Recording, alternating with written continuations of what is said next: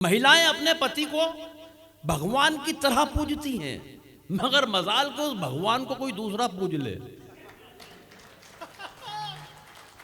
उसकी आरती उतार देती हैं। सर अभी मुझसे रोहित भाई पूछ रहे थे, यार गोविंद भैया पत्नी इज्जत नहीं करती, क्या कारण है?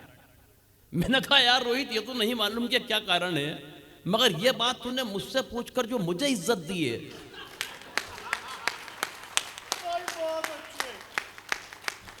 मेरी 7 पीढ़ी तुम्हारी शुक्रगुजार रहेगी। ये मुझसे पलट के बोले कि आपकी भी नहीं करती।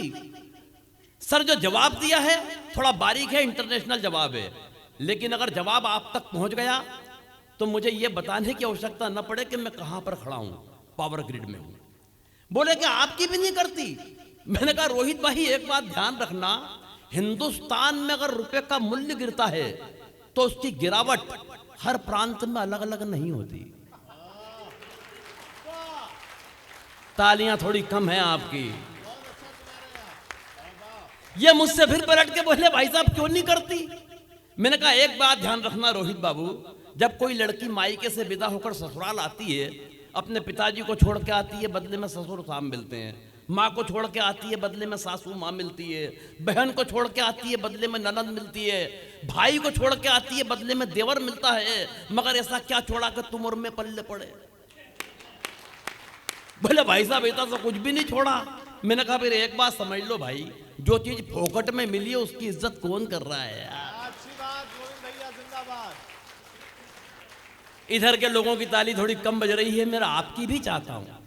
हालांकि सर एक बात फिर बता रहा हूं कि मुझे पत्नियों पे कविता वो लिखते हैं जो कुंठित होते हैं, जिनकी अपनी अंडरस्टैंडिंग पत्नी से ठीक नहीं होती। अंडरस्टैंडिंग के मामले में मैं और मेरी पत्नी लाजवाब। क्या अंडरस्टैंडिंग है हम दोनों की? सर 27 साल हो गए शादी को, लेकिन 27 साल की शादी की जिंदगी में उसने मुझसे कभी गंवार, मूर्ख, बेवकूफ, नालायक, पाजी, गधा, जाहिल ऐसे किसी शब्द का इस्तेमाल नहीं किया। कारण अंडरस्टैंडिंग इतनी कमाल की है, इतनी कमाल की है कि बस वो नजर भर देखती है और मैं समझ जाता हूं वो इनमें से क्या कह रही है। भाई जिंदाबाद है, कमाल है। उस पत्नी पर इतनी लंबी कविता है। पत्नी का मतलब ही हिंदी में ये होता है जो पति पर तनी रहे, वो पत्नी। अंग्रेजी में बोलो तो wife, WIFE, without information fighting every time. उस पत्नी पर कविता यार। मुझे तो भगवान कसम जब ये पत्नी शब्द भी कर रहे थे ना इस्तेमाल, तो मुझे पूरे शरीर में कपकपी और झुरझुरी आ रही थी, सनसनी हो रही थी। मुझे 27 बरस पहले का वो दृश्य याद आ रहा था जब 7 फेरों के वक्त पंडित जी ने मुझसे कहा, बेटा ये सिंदूर की डिब्बी लो, इसे खोलो और इसकी मांग भरो। आज जब वो दृश्य कल्पना में आता ना सर, तो ऐसा लगता है कि वो मांग नहीं थी, वो दरअसल नक्सलियों की एक सुरंग थी। तालियां तो इस बात पर बजाना कि सुरंग भी वो वाली थी जिसमें मैंने अपने हाथों से बारूद बिछाई है। आज उसकी मांग के धमाके रोजाना कोई न कोई मांग बनकर मेरे कानों में गूंजते साहब, और मैं इन बालों को इतना खो चुका हूं कि इसमें मांग नहीं निकल पा रही है। यहां गया हूं सर, ऐसा नहीं नारायण जी मैंने उससे निजात पाने की कोशिश नहीं की। मैं बाकायदा अपने ससुर जी के पास पहुंचा, उनके दोनों पांव पकड़ लिए। मैंने कहा क्या आइटम थमाया है? जिंदगी दुश्वार करके रख दी, परेशान करके रख दिया, न जीने में न मरने में। मेरी सारी तकलीफ उन्होंने सुनी, फिर मुझे पकड़ के कोने में ले गए, और कोने में ले जाने के बाद जो एक पंक्ति उन्होंने बोली साहब, वो सुनने के बाद मैं अपना सारा दुख, दर्द, तकलीफ, कष्ट, वेदना, यातना सब भूल गया, और मुझे उनसे सिंपैथी हो गई। वो मुझे कोने में ले जाके बोले, बेटा मेरी सोच, मेरे पास तो इसकी भी माँ है। तालियां फिर कम बजा रहे हैं आप, थोड़ा इधर की भी चाहिए मुझे। तो सर तो हम तो उसमें भी उलझे हुए हैं, लेकिन जैसा कि मेरे भाई ने बताया, पत्नी पत्नी होती है, उसी से घर होता है। शहरों में खो जाने वालों सुख हो, छोटे गांव बड़े हैं।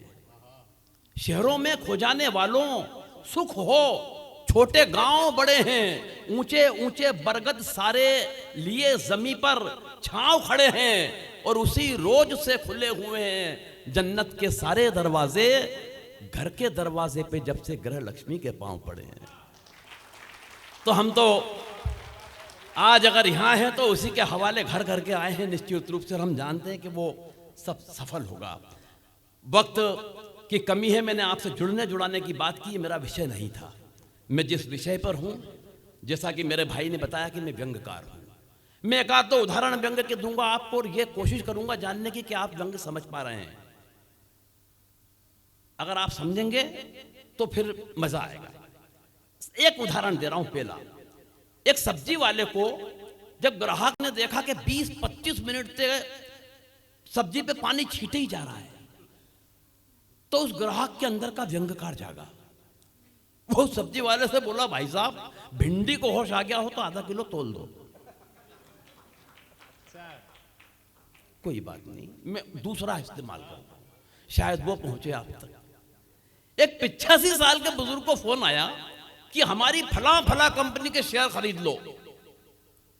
बेटा अब तो खाने का ही वक्त हो गया, तू अब चाय पे चाय क्यों ला रहा है राजा? चाय वाले से कुछ कह भी नहीं सकते। मत कहो। हाँ हाँ, प्रोटोकॉल है। प्रोटोकॉल है इसीलिए। हाँ बेटा हो गया। बेटा बस 5 मिनट बैठ जा बेटा। राजा आजा। वो अपनी बॉस की सुनेगा आपके। बस 10 मिनट बाद हम तेरे पास ही आ रहे हैं भाई। सर ध्यान से सुनना, दूसरी बात बता रहा हूं। 85 साल के बुजुर्ग को फोन आया कि हमारी फला फला कंपनी के शेयर खरीद लो। 85 साल के, 2 महीने में पकते ही पैसे 3 गुने हो जाएंगे। वो बुजुर्ग बोले, बेटा मैं उम्र के उस पड़ाव पर हूं कि केले तक कच्चे नहीं खरीदता। बहुत अच्छे। यार मुझे अभी भी नहीं लग रहा है कि मैं पावर ग्रिड में खड़ा हुआ हूं। सर व्यंग्य की आवश्यकता कब लगती है? आवश्यकता आविष्कार की जननी है, इसीलिए व्यंग्य पैदा होता है और कोई कारण नहीं है। हमारे आमने सामने जो दिख रहा है वो व्यंग्य पैदा करता है और कोई कारण नहीं। आवश्यकता ही आविष्कार की जननी है। हमारे आर्यभट्ट एक दिन बड़े फुर्सत में बैठे हुए थे। तो उन्होंने कहा, यार एक काम करो, उन लोगों के नाम की लिस्ट बनाओ जो अपनी पत्नी से नहीं डरते हैं। और उसी दिन भाई साहब उन्होंने शून्य का आविष्कार किया।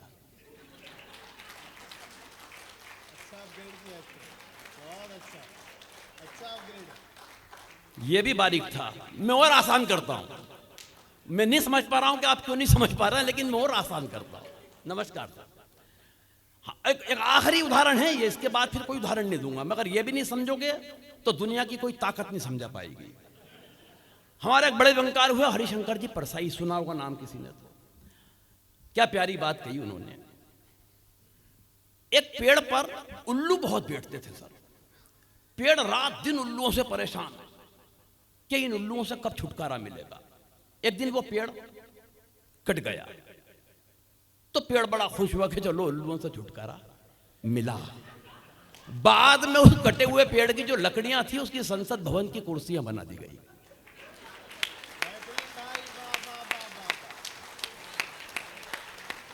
पीछे के लोगों अब तो जाग जाओ, या बैठने ही आए हो?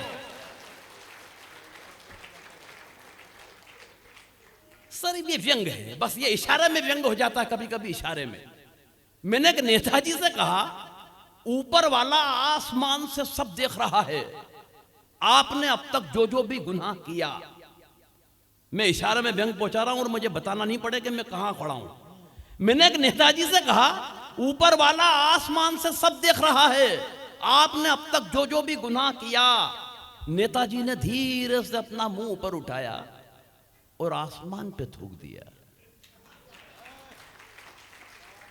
दोस्तों, आदमी काटता वही है, बोता जो बीज है। और अगली पंक्ति पे सिर्फ वो लोग ताली बजाना जो 6ठी क्लास से ऊपर पड़े हुए हों। लॉजिकली बता रहा हूं दोस्तों, आदमी काटता वही है, बोता जो बीज है। काश नेताजी 6ठी क्लास भी पढ़े होते तो समझ जाते गुरुत्वाकर्षण का नियम भी कोई चीज है। बस ये व्यंग्य है। और पीछे के लोगों फिर जागना कि एक दिन खुल गए शहर के भाग हमारे। एक मंत्री जी शमशान घाट के उद्घाटन के लिए पधारे।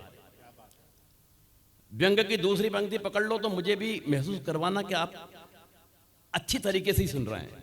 एक दिन खुल गए शहर के भाग हमारे, एक मंत्री जी शमशान घाट के उद्घाटन के लिए पधारे। उद्घाटन की पहली रस्म पूरी कराई गई। एक जलते हुए मुर्दे को बुझाकर मंत्री जी के हाथ से अग्नि दिलाई गई। ये आग मैं जब तक भी लगा सकता हूं जब तक सब मिलके नहीं बजा लो।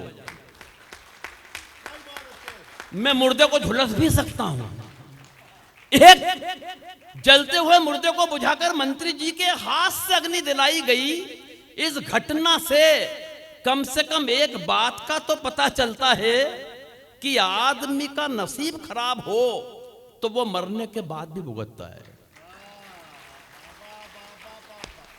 आदमी का नसीब खराब हो तो वो मरने के बाद भी भुगतता है। पंडित जी ने कहा, श्रीमान कृपया क्या इस दिशा में आकर अग्नि दिखाएंगे? और व्यंग की अगली पंक्ति पे जब ये नहीं कहूंगा साहब के ताली बजाना, एक दावा करता हूं कि रोक के बताना। एक हाथ से पकड़ लेना, दूसरे हाथ को कि न बजे, लेकिन दूसरा हाथ पहले हाथ से अगर हाथ छुड़ा ले कि नहीं यार बजानी पड़ेगी इस वाली पे, तो फिर इस कवि सम्मेलन को कवि सम्मेलन बना लेना, दोनों आसमान में हाथ उठाकर। जिंदगी की सर्वश्रेष्ठ व्यंग की पंक्ति और आपके हवाले कर रहा हूं। पंडित जी ने कहा, श्रीमान कृपया क्या इस दिशा में आकर अग्नि दिखाएंगे? मंत्री जी भन्ना कर बोले, आग कहां और कैसे लगानी है मुझे क्या आप समझाएंगे?